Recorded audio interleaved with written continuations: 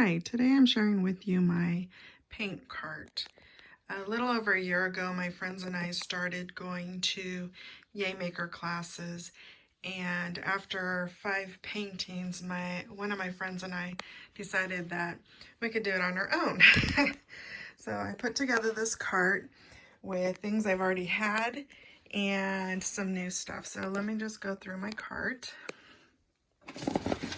So this right here, this acetate, I actually got in a pack of canvases. It was just the front cover.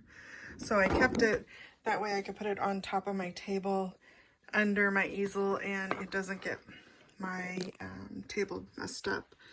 People also use like disposable tablecloths or paper or whatever you can find because you don't want to mess up your table. Then I bought an apron from Bed Bath Beyond. It's a kitchen apron, but it's perfect for painting as well. I got this portable easel at Hobby Lobby. It was on sale for $5. And then this bottom part has all my watercolor stuff. At one point I wanted to learn how to use the watercolors, but I haven't really done it yet. And then just watercolor paper. This middle part has all my acrylic paints. Well, not all my acrylic paints. These were craft paints that I already had in my arsenal, so I just left them here. This is some brush cleaner that I just bought and haven't used yet. I have a pack of wash that I never used, but it was in my supplies. I had taken a Cal B class at Studio Calico a few years ago, and I wanted to learn how to brush script, and I never did, but I bought the supplies. Some painter's tape if I want to make some hard lines. And then this is new stuff. I ended up buying just the base, the primary colors, because that's what you use at the painting classes. The primary colors and then black and white.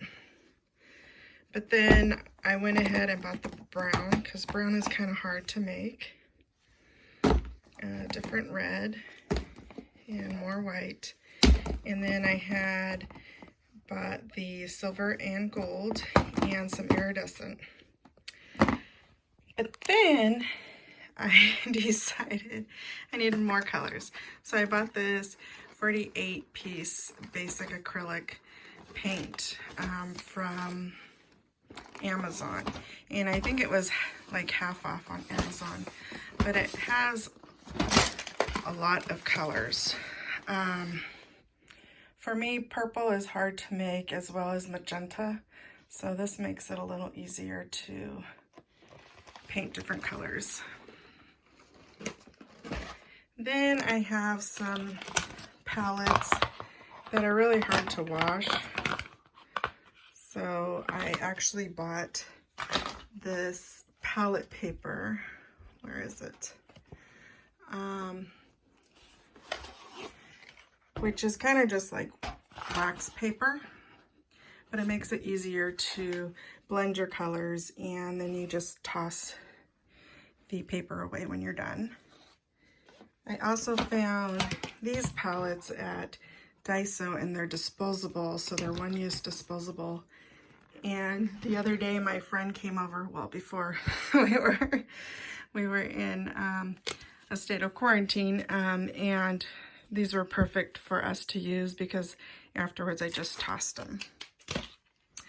I have some gesso. Then most of these paintbrushes, probably about half these paintbrushes I've already had in my stash. And then I went ahead and bought another set at Michael's value pack. They're not the best brushes, but there's a variety of them. And then these brushes I had bought to use with the gouache to learn how to script paint. And then this is just a mason jar that I usually put my water in to rinse my brushes. This is actually like a Lawn Fawn stamp cleaner. When you go to some of the paint classes, they have a chamois, and that was the closest I had to a chamois, so it works instead of wasting a bunch of paper towels. And then I bought all this paper, so since I'm still trying to learn, I thought this canvas paper would be nice to use. I don't think I've used this canvas paper, but I've used this acrylic paper, and it was okay. It's a little hard for the brush to go smoothly on. And then this one I bought at Joann's, and it was really cheap, and it was really cheap because it doesn't really work. So I did not like this one at all. But I did use the mixed media paper on a card that I used the acrylic paints on, and it worked really well. So that is my cart. I hope while we're all stuck in our homes for however long, you could find a hobby that will help you relax. I really enjoy this. I'm not very good at it, but it is something that is relaxing for me. Thank you for watching. Bye.